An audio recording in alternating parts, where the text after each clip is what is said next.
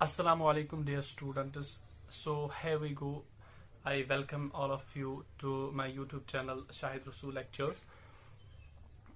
जैसे कि आपको पता है कि मैं 1 जून 2021 से जो है लेक्चर्स अपलोड करने वाला हूँ इंशाल्लाह इस चैनल पे। लेकिन बिफोर स्टार्टिंग दोज लेक्चर्स बहुत सारे मेरे जो ब्रदर्स और सिस्टर्स हैं जिन्होंने मुझे कमेंट किया था यूट्यूब कमेंट सेक्शन में, और पर्सनली भी मुझे बहुत सारे स्टूडेंट्स ने जो है टेक्स्ट किया था कि मैं स्ट्रेटजीज वीडियो बनाऊँ सबसे पहले लेक्चर से पहले। और उन स्ट्रेटजीज मैंने जो सबसे ज़्यादा डिमांड मैंने जो देखी वो केमिस्ट्री के लिए मैंने देखी। तो मैंने यही बेहतर सोचा कि लेक्चर्स अपलोड करने से पहले मैं आपको एक स्ट्रेटजी बताऊं, अपनी पर्सनल स्ट्रेटजी जो मैंने यूज़ की थी अपने एंट्रेंस के दौरान। और आज मैं जो स्ट्रेटजी बताने वाला हूँ that will be exclusively on chemistry. तो अगर मैं अपनी बात करूं तो मैंने नीट में जो है 611 मार्क्स स्कोर किया था आउट ऑफ 720 नीट 2020 एग्जामिनेशन।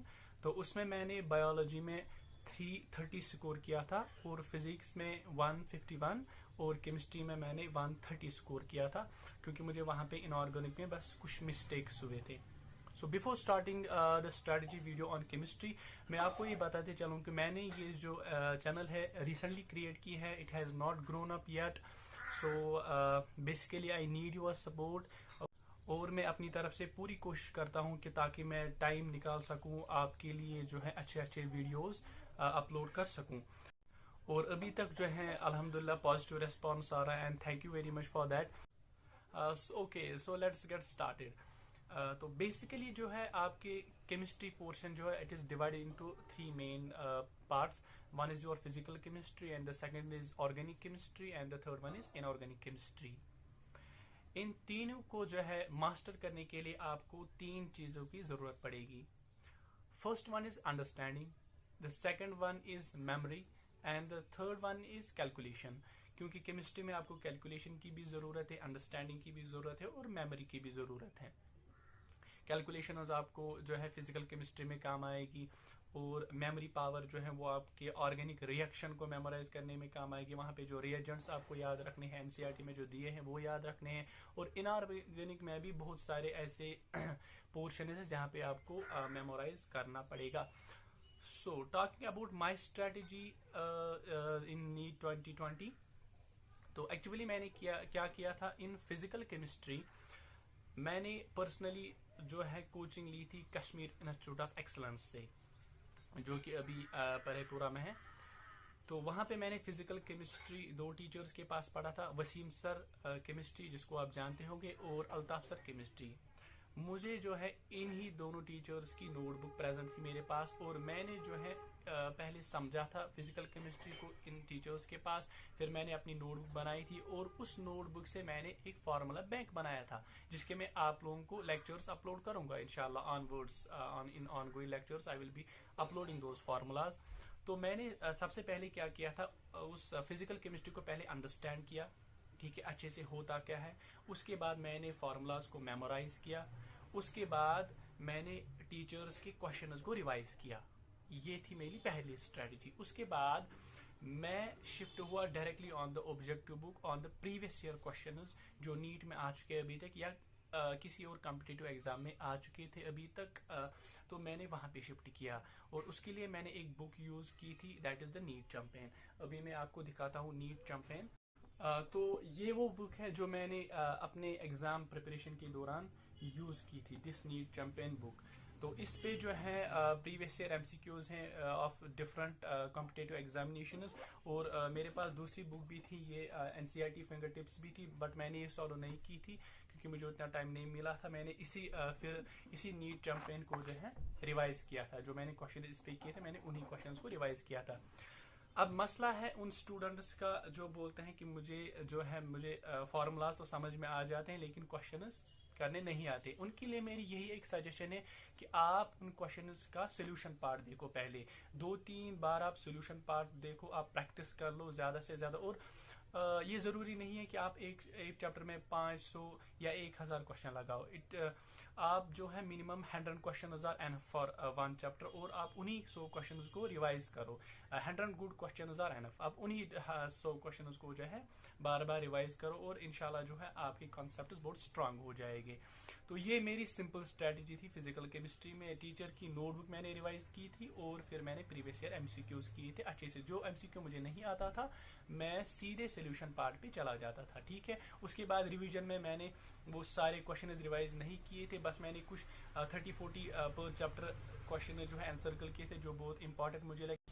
फिर मैंने उन क्वेश्चंस को प्रैक्टिस किया, ठीक है, इन रिविजन्स। तो मैंने ऐसे ही 4-5 रिविजन्स मैंने फिजिकल केमिस्ट्री में किए, और मैंने वो फार्मूला जो है वो बार बार मैं रिवाइज करता था physical chemistry. So the physical chemistry is over ही, इतना ही मैंने किया था। अब अगर किसी को जो है किसी कोचिंग इंस्टीट्यूट में इन्वॉल्व नहीं है, तो वो अभी यूट्यूब पे इतने सारे प्लेटफॉर्म्स अवेलेबल हैं। आप जा सकते हैं वी एलाइट पे, जहाँ पे वही वसीम सर पढ़ाता है जिन्होंने मुझे काय में पढ़ाया था, या आप अन अकेडमी पे जा सकते हो, या आप वेदांतु पे जा सकते हो। बहुत सारे प्लेटफॉर्म्स हैं यूट्यूब पे अभी। सो माशाल्लाह यू आर वेरी लकी कि अभी आप जो है कुछ भी घर बैठे बैठे कर सकते हो, ठीक है। तो this was the strategy for physical chemistry. अगर मैं इनऑर्गेनिक केमिस्ट्री पे आऊँ तो पर्सनली मुझे जो है नीट में इनऑर्गेनिक में कुछ सिली मिस्टेक्स हुई थी। That was all from almighty, but अल्हम्दुलिल्लाह फॉर एवरीथिंग। तो इनऑर्गेनिक केमिस्ट्री में मैंने जो किया था, I consulted only and only that is your NCERT. और एनसीईआरटी को मैंने थॉरोली पढ़ा था। उसके टेबल्स जो है वो उसके मैंने वहां से टेबल से ऑर्डर्स एक्सट्रैक्ट किए, ठीक है। और मेन थ्योरी में जो ऑर्डर्स है उनको एक्सट्रैक्ट किया। मैंने एक अपनी नोटबुक बनाई थी जिसमें मैंने ऑलमोस्ट सारा एनसीईआरटी जो है वो कवर किया था। एनसीईआरटी के सारे इनऑर्गेनिक चैप्टर्स एक नोटबुक पे मैंने पॉइंट वाइज लिखे थे, जिससे मुझे फिर आसानी हुई रिवाइज करने में। तो इनऑर्गेनिक केमिस्ट्री में मैंने सिर्फ और सिर्फ एनसीईआरटी कंसल्ट की, एनसीईआरटी के बाहर कुछ भी नहीं, ठीक है। तो बस उसी इनऑर्गेनिक को एनसीईआरटी पे आपको रिवाइज करना है, पहले समझना है, उसके बाद रिवाइज भी करना है, ठीक है। तो उसके बाद मैंने यही नीट चैंपियन उठाई थी। इसी नीट चैंपियन पे मैं प्रीवियस ईयर एमसीक्यूज करता था, लेकिन सिर्फ वही एमसीक्यूज करता था जो मुझे एनसीईआरटी में मिलते थे, और जो आउट ऑफ एनसीईआरटी एमसीक्यूज पे थे वो मैं नहीं करता था, उनको मैं एज सच लीव करता था। And this was my strategy for inorganic chemistry. आप इनऑर्गेनिक केमिस्ट्री में सिर्फ और सिर्फ एनसीईआरटी को मेमोराइज करो, अंडरस्टैंड करो, उसके बाद आप प्रीवियस ईयर एमसीक्यूज लगाओ जो नीट में आए या किसी और अच्छे कॉम्पिटिटिव एग्जाम में आए हैं, लेकिन सिर्फ वही क्वेश्चन लगाना जो एनसीईआरटी बेस्ड होंगे।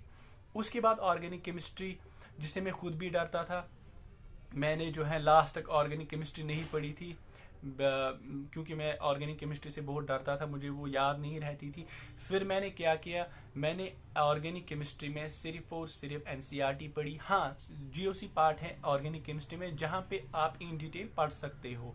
वहाँ पे यूट्यूब पे बहुत सारे अभी भी चैनल्स मौजूद हैं जहाँ पे आप जो है जीओसी इन डिटेल पढ़ सकते हो, ठीक है। इसी वसीम सर ने जीओसी बहुत अच्छी तरीके से पढ़ा है, वी एलाइट यूट्यूब चैनल पे आप अभी सर्च करके जा सकते हो। तो YouTube को आप बहुत पॉजिटिवली भी यूज कर सकते हो। तो जीओसी पार्ट में आप आउट ऑफ एनसीईआरटी जा सकते हो, ठीक है।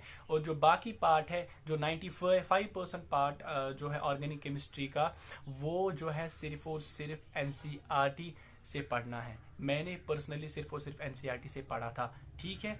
हाँ, अगर आप किसी कोचिंग सेंटर में अभी पढ़ रहे हो, आप वहां पे इनऑर्गेनिक केमिस्ट्री पढ़ा रहे हैं, टीचर पढ़ा है, वो आउट ऑफ एनसीईआरटी भी पढ़ाएगा, लेकिन उससे क्या होता है, आपके कॉन्सेप्ट्स क्लियर होते हैं, टीचर आपके कॉन्सेप्ट्स क्लियर करता है। लेकिन जब आप घर जाओगे, अपने हॉस्टल में जाओगे, वहां पे आपको सिर्फ एनसीईआरटी पढ़नी है, ठीक है। टीचर आपके कॉन्सेप्ट्स क्लियर कर रहा है, वहां पे आउट ऑफ एनसीईआरटी रिएक्शंस दे के वो आपकी कॉन्सेप्ट्स क्लियर कर रहा है। लेकिन जब आप हॉस्टल में पहुंचेंगे, घर में पहुंचेंगे, आप जो है सिर्फ और सिर्फ एनसीईआरटी पढ़ लेना, ठीक है।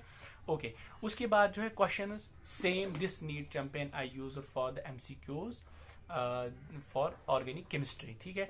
और वही एमसीक्यूज मैंने किए थे जो विद इन एनसीईआरटी मुझे लगते थे। जो आउट ऑफ एनसीईआरटी एमसीक्यूज यहाँ इसमें नीट चैंपियन और बहुत सारे एमसीक्यूज इस नीट चैंपियन में आउट ऑफ एनसीईआरटी है, वो मैं एज सच लीव करता था, वो मैं नहीं करता था। And this was my strategy for organic chemistry.